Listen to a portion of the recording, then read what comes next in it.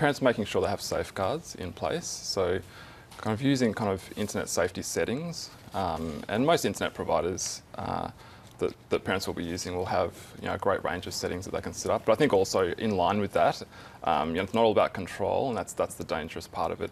If it's all about control, then it'll often have a counterproductive effect, really. So really, keeping those communication lines open with children, and of course, depending on the age of your child.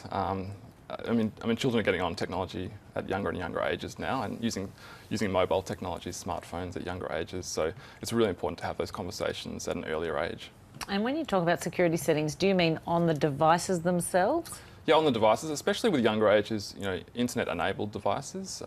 Really, technology and the internet in particular is such a great disruptor. We know, and we're in this age of innovation now, and it's very important for parents to kind of be aware of the kind of capabilities of these devices and just be really conscious of that. And a lot of kind of younger children now, you'd think probably younger children are getting hand-me-down devices, which are maybe less capable of doing all kinds of things. But actually, we're finding that new contracts for devices are going to the younger members of the family. So that's some of the research that's coming out now. What's this tool that's going to help everyone be a bit safer? So the digital license is something we're really, really proud of. The original idea came from, I guess, that simple idea of a pen license that we all probably kind of work towards aspirationally as young children. So it's a very similar concept. And I guess the other kind of analogy I would use is in terms of getting your swimming certificates as a child as well. So we don't send children into the ocean straight away or into swimming pools without kind of a graduated approach to learning how to swim, and being guided into kind of safer practices. So it's a very similar concept. So the digital license really is in that vein, and it covers really a whole range of cyber safety issues. Just tell us about it. How does it work practically? So it's basically an e-learning tool, an online learning tool, which is a series of 8 modules.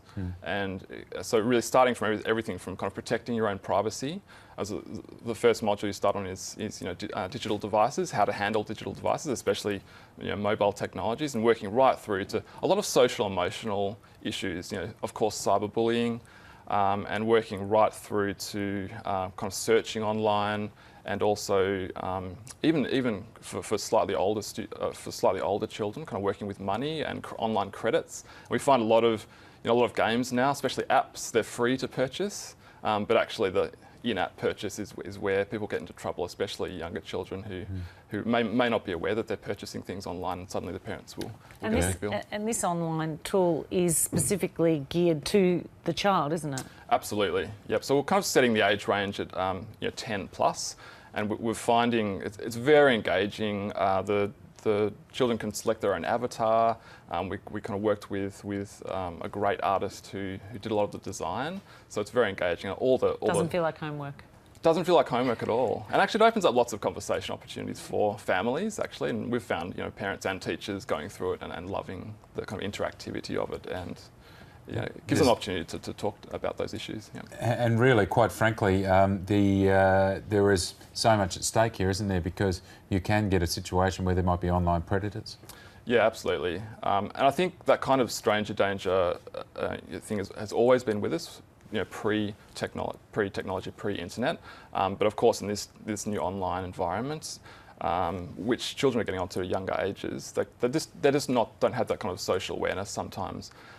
The big thing I would mention with the digital license is in our development, and we developed it with a range of teachers and parents and young people, is that we're trying not to we didn't just keep the content as information you should learn, and they learn it by rote, but we contextualised it in really, really interesting kind of scenarios, so that they're not just learning information, they can actually transfer that information from context to context, and it really gets them thinking about those kind of real life scenarios. That's great. And one of the biggest issues as a parent of an 11-year-old is that from 10 years old, it's all well and good for teachers and others to say they shouldn't be on social media until they're 13 or 14. Right.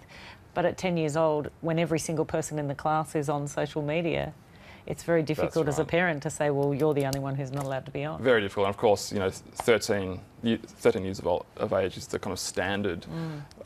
Some social media platforms are older than that, 16 or 17, but it's very hard to kind of govern that. And actually, I mentioned that the digital license is for 10 plus, and of course we knew that I think it's over 50% of children between the ages of 10 and 12 are on sites like Facebook. Yeah. And 50%, did you say? Over 50% we found in research, and so we kind of had to think about that a lot in terms of, we had to include a lot of that social media and social topics in the digital license, but we didn't want to condone obviously that, because we really believe that children shouldn't be on ideally until after 13.